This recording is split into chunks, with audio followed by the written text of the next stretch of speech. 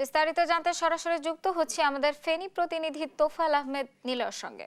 নিলয়, এই মুহূর্তে কতটি গ্রাম বা এলাকা প্লাবিত হয়েছে? দুর্গতদের অবস্থা সম্পর্কে আমাদেরকে বিস্তারিত জানাবেন।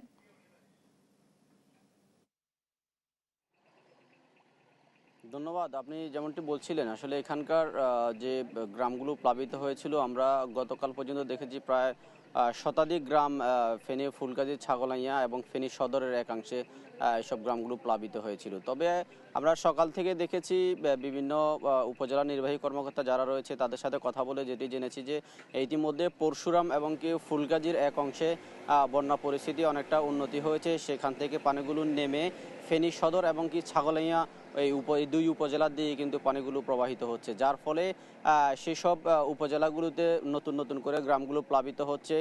সেই সব এলাকায় মানুষের ঘর বাড়ি, আসবাবপত্র, পুকুরের মাছ এবং কৃষকের যে সকল সবজিগুলো রয়েছে সেগুলো পানির নিচে তলিয়ে রয়েছে। আমি এখনও রয়েছি ফেনী পরশুরাম আঞ্চলিক সড়কে। সেই আঞ্চলিক সড়কে এখনও হাঁটু পরিমাণ পানি রয়েছে, কিছু কিছু জায়গায় প্রায় কোমর পরিমাণ পানি রয়েছে। এখনও পর্যন্ত গত 2 দিন যাবৎ এই সড়ক দিয়ে যান চলাচল বন্ধ রয়েছে বা বড় ধরনের যান চলছে, যার মাধ্যমে মানুষ আসা যাওয়া করতে পারছে। তবে এই এলাকার মানুষের গত 4 দিন পর্যন্ত অবর্ণনীয় দুর্ভোগ পোহাতে হচ্ছে তাদের এই যে দীর্ঘদিনের এই যে দুর্ভোগ, সেটি কবে লাঘব হবে সেই বিষয়ে কিন্তু তারা সব সময় প্রতিবাদ জানিয়েও এখনও পর্যন্ত কোনো ধরনের প্রতি উত্তর তারা পায় না। এখানে আমরা দেখেছি যে গত 24-এর যে বন্যা হয়েছিল, যে বন্যার ভয় এবং মানুষের মধ্যে যে আতঙ্ক ছিল, সেটি এই 25-এর বন্যার সাথে সাথে কিন্তু এ ধরনের একটি আতঙ্ক কিন্তু মানুষের মধ্যে বিরাজ করেছিল।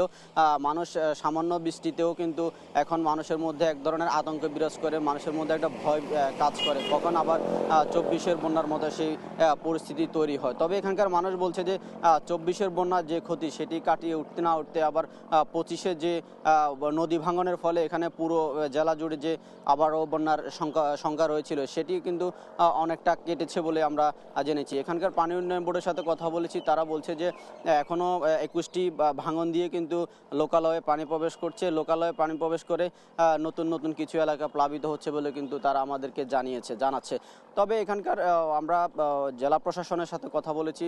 জেলা প্রশাসনের যে জেলা প্রশাসক সাইফুল ইসলাম, তিনি আমাদেরকে বলছেন যে এখনো পর্যন্ত বন্যা দুর্গত এলাকাগুলোতে জেলা প্রশাসন, সেনাবাহিনী, পুলিশ, বিজিবি সহ সরকারি বিভিন্ন সংস্থার কাজ করছে এবং কি পাশাপাশি বিভিন্ন স্বেচ্ছাসেবী সংগঠনগুলো কিন্তু এইসব উপজেলাগুলোতে এসে বন্যা দুর্গতদের রেস্কিউ সহ খাদ্য সহায়তা প্রদান করছে। আমরা দেখেছি গতকাল দুপুরের পর থেকে বাংলাদেশ সেনাবাহিনীর একটি টিম এখানে এসেছে এবং কি তারা বন্যা দুর্গত এবং কি একবার রিমোট এরিয়াগুলোতে তারা প্রবেশ করছে নৌকার মাধ্যমে, সেখানে মানুষকে খাবার এবং কি মানুষকে উদ্ধার কার্যক্রম তারা করছে। পাশাপাশি আমরা দেখেছি স্থানীয় বিজিবির মাধ্যমেও কিন্তু যে সকল আশ্রয় কেন্দ্রগুলো রয়েছে, যেগুলোতে মানুষ রয়েছে, সেগুলোতে বিজিবির রান্না করা খাবার সেখানে বিতরণ করছে। রান্না করা খাবার বিতরণের ফলে কিন্তু সেখানে মানুষের যে দীর্ঘ 2-3 দিনের যে খাওয়া দাওয়া সেগুলো থেকে অনেকটা আসলে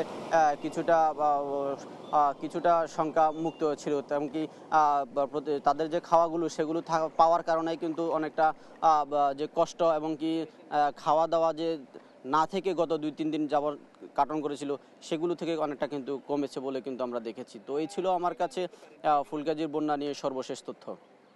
ধন্যবাদ নিলয় আপনাকে। দর্শক, ফেনী থেকে বন্যার সর্বশেষ পরিস্থিতি জানাচ্ছিলেন আমাদের সহকর্মী নিলয়।